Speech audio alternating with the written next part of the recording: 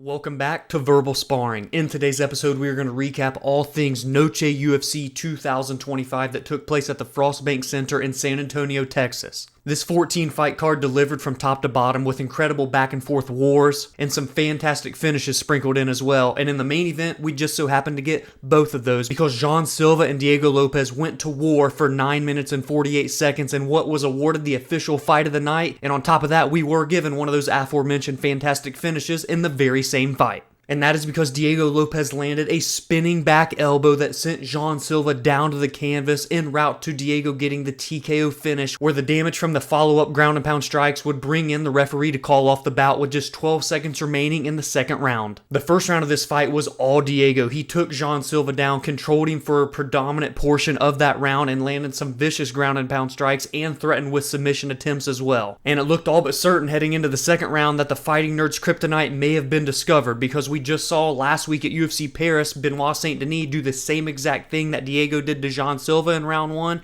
and he was able to get Mauricio Rufy out of there in the second round of their fight, and that was with a submission. But in this one, Jean Silva was not only able to survive that opening round with the damage and submission attempts, but in round two, he was able to make it an absolute dogfight where he would land some vicious stand-up strikes on Diego Lopes that would have him wobbled, dazed, and even confused. And on top of that, Diego wasn't able to have the grappling and wrestling success in round two as he was in round one. Kudos to Jean Silva for making the proper adjustments and having his takedown defense hold up. But near the end of that second round, as Jean Silva was closing in looking to put a stamp on that second round and make it 1-1 heading into round three, he would overextend himself and Diego would land the perfect spinning back elbow to send him down. And my biggest question for this fight heading in on Friday was, what can Jean Silva display to us? Can he showcase that he belongs with the best of the best in this featherweight division? Because let us not forget, he had only had one ranked win prior to facing the second-ranked former title challenger Lopes on this night. And that was against Bryce Mitchell back in April, who is now a bantamweight fighter, not even in the 145-pound division any longer. And while Silva did ultimately get finished in pretty convincing fashion, and while he didn't have the greatest round one, he did find success against Diego in round two of this fight, and what would have been his round on the judges' scorecards if I had to guess. So I would say that he does belong at least in the upper echelon of the featherweight division, somewhere between the 5 and 10 mark. And when you take into account that he is only 28 years old and still has a lot of time left to improve before he enters his true fighting prime, I do believe that we have not seen the best of Jean Silva yet. I do believe that he will still present some very difficult challenges to fighters behind him in the rankings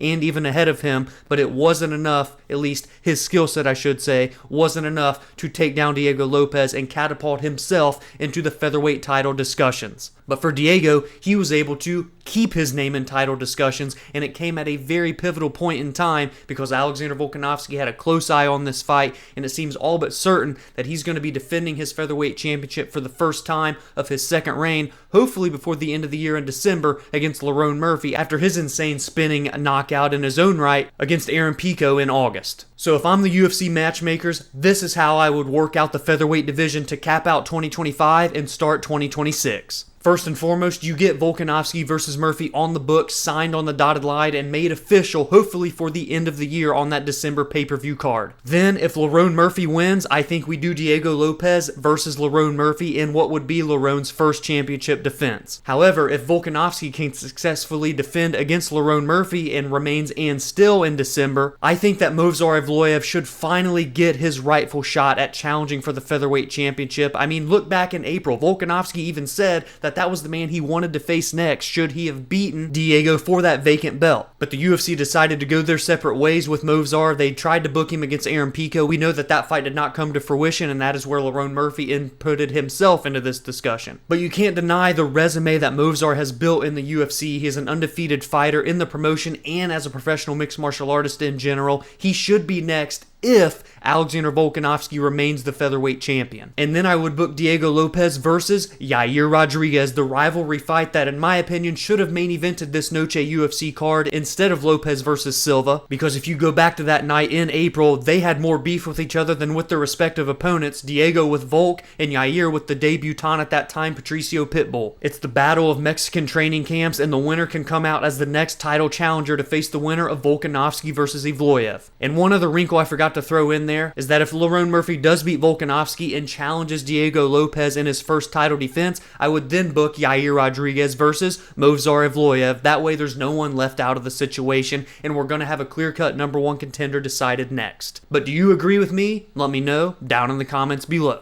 Next, we get into the co-main event of the evening where a short notice fight took place between the unranked only second fight into the UFC on that night, David Martinez, taking on the 9th ranked Rob Font, who was originally slated to take on Mexico's own Raul Rosas Jr. in what would have been a massive opportunity for Raul, but instead, his fellow Mexican fighter David Martinez stepped in and made the most of this short notice opportunity, because not only did he showcase that he belongs against top 15 talent in the bantamweight division, which is arguably the most stacked best division in mixed martial arts, but he was able to get the better hand of the striker and boxer in Rob Font over the course of the 15 minutes and get a unanimous decision victory. And now, just 2 fights into the UFC, come Tuesday morning, he's going to be a top 15 bantamweight on the planet at just 27 years of age. David is now 13-1 as a professional, with 10 of those 13 by way of knockout and a decision win over the veteran and highly touted Rob Font, who has fought the who's who of the bantamweight division over the past few years, and in terms of resumes, it didn't even come close in comparison to what David's previous resume was,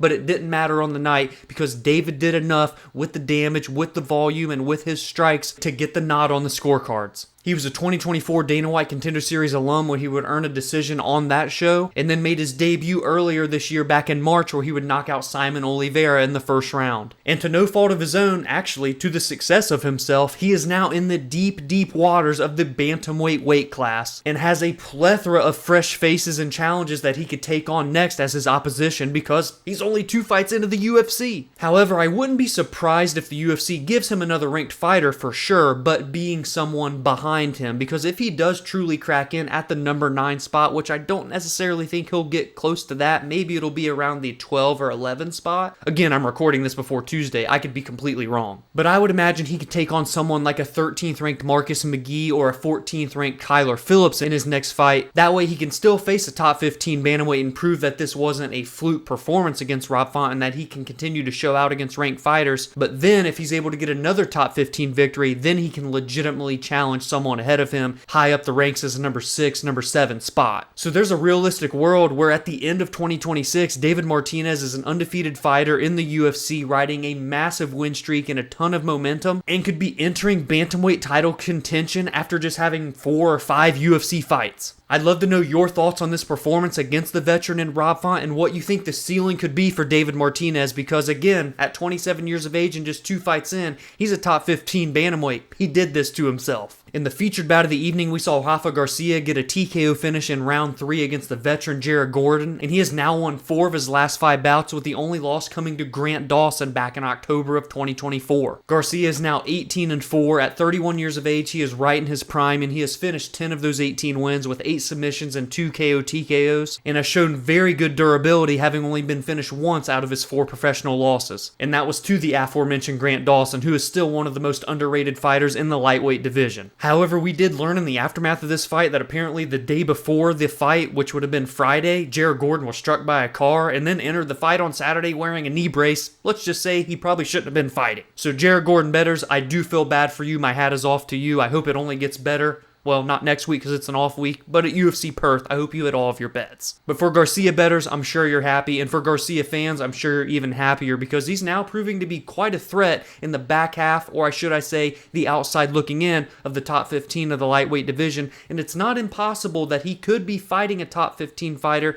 in his next bout, or getting one more fight before getting the opportunity to enter the top 15, depending on how he performs. The career resurgence of Alexander Hernandez only continues to grow stronger because he now finds himself riding a 4-fight win streak, with 2 of those 4 victories coming in less than a month apart from one another. He just finished Chase Hooper back in August at UFC 319, and less than 1 month later, he finds himself at Noche UFC finishing the OG Diego Ferreira. At 32 years old, Hernandez is right in his prime with an 18-8 record, and he is showcasing that he is starting to put the puzzle pieces together to have a very successful run in the UFC, not only from a physical and skill set perspective inside side of the cage, but more so I think for him that has been beneficial is the mental perspective of this fight game. He's no longer trying to force things or stir the pot with his opponents like he did way back in the day against Donald Cerrone, which kind of put his career in the dumps for quite a few years. But instead he is approaching it from a different perspective and paying off in ways for his career, and I think he should be facing a top 15 lightweight next, hands down, bar none. If I'm not mistaken, I believe he even called out Michael Chandler in the aftermath of this fight, who currently sits at number 12, and while I don't foresee Michael Chandler taking a fight like that, I think that is right in the realm of who he should be fighting next, whether that's him, whether it's the 11th ranked Renato Moicano, the 14th ranked Grant Dawson, or even the 15th ranked Mauricio Hufi coming off of a loss to BSD last week. Let me know which top 15 fighter you think Alexander Hernandez should be facing next down in the comments below. We saw the 21-year-old out of Mexico, Santiago Luna, improve his perfect record to a now 7-0 with a 100% finish rate, and he did so by getting his debut victory over Quang Le, and he did it with a vicious first-round knockout. Although Santiago has only been a professional fighter since April of 2023, and as I said is just 21 years of age, it's clear that he has legitimate potential in this featherweight division, but if you're the UFC, you can't push him too far too soon because you may have your next Mexican superstar on your hands if you build him the proper way. Dusko Todorovic was more than likely fighting for his job in the UFC this past Saturday against Jose Medina, and he made good on it and is probably going to keep himself in the Ultimate Fighting Championship after his first round submission. I remember covering Dusko's UFC debut back in October of 2020 in the very infant days of the podcast way back when. And now all of these years later, with a mixed bag of results, some wins sprinkled in and some very devastating losses and injuries, it was good to see Dusko get the victory here, and he's always in fun fights because out of his 13 professional wins, 12 of them have been by finish, and out of his 6 losses, he's been knocked out in 4 of them. He's kill or be killed. That is clear. Tatiana Suarez bounced back in a big way following her first professional loss back in February in the title opportunity she had against Zhang Weili, and she did so by defeating another fellow former title challenger in Amanda Lemos, and she did it with a 15-minute unanimous decision where she had a lot of control time, a lot of takedowns, but she wasn't really ever able to get into the next gear and land some big-time ground and pound or threaten with dangerous submissions. And that's also partly due to the experience of Amanda Lemos because she has fought some very high-level fighters in the strawweight division over the past few years, and that veteran savviness proved to be too much for Tatiana in terms of getting a very decisive finish. But a bounce-back win is what was more important to Tatiana in the first place, and that is exactly what we saw from her here. And we know that on the tail of this fight, there's a vacant championship fight in this very same division just next month at UFC 321 on October 25th between Virna Jandiroba and Mackenzie Dern. So really the biggest question here is, was this performance from Tatiana and this bounce-back victory enough for her to get the crack at whoever wins that vacant strap next month?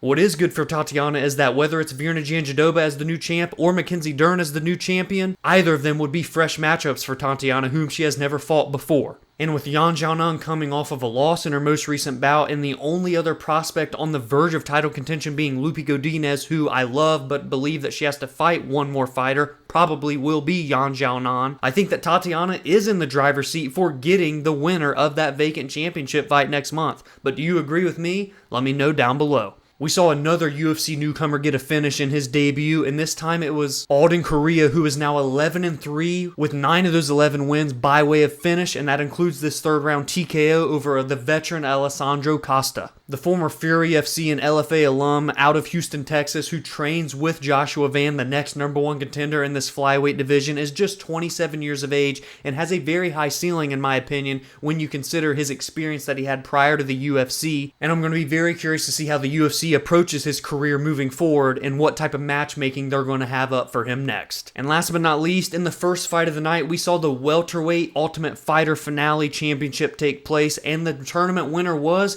Daniil Danchenko out of the Ukraine, who is now 12-2, having finished 10 of those 12 wins with 8 knockouts and 2 submissions, and he did so by finishing Rodrigo Cezinando. Daniil will begin his UFC contract riding a 5-fight win streak and is just 24 years of age, so is very young into this fight game, albeit a ton of professional experience already, and he is now entering a weight class that is extremely loaded right now, at least in 2025, probably having one of its best years ever in this welterweight division that is stacked from top to bottom, so he has a lot of big name opponents next, and that includes those on the outside looking into the rankings. So be sure to give me all of your biggest takeaways on Noche UFC 2025 down in the comments below, especially in that main event between Diego Lopes and Jean Silva. What did that result mean for the featherweight title contention discussions? If you enjoyed this recap, please be sure to drop a like and subscribe to the channel if you are new, because we are on the road to reaching 1,000 subscribers before the end of 2025, and any and all support is greatly appreciated. Alongside with weekly recaps of the most meaningful results from every card, I also break down and preview the biggest and best fights heading into each weekend from an X's and O's and storyline perspective,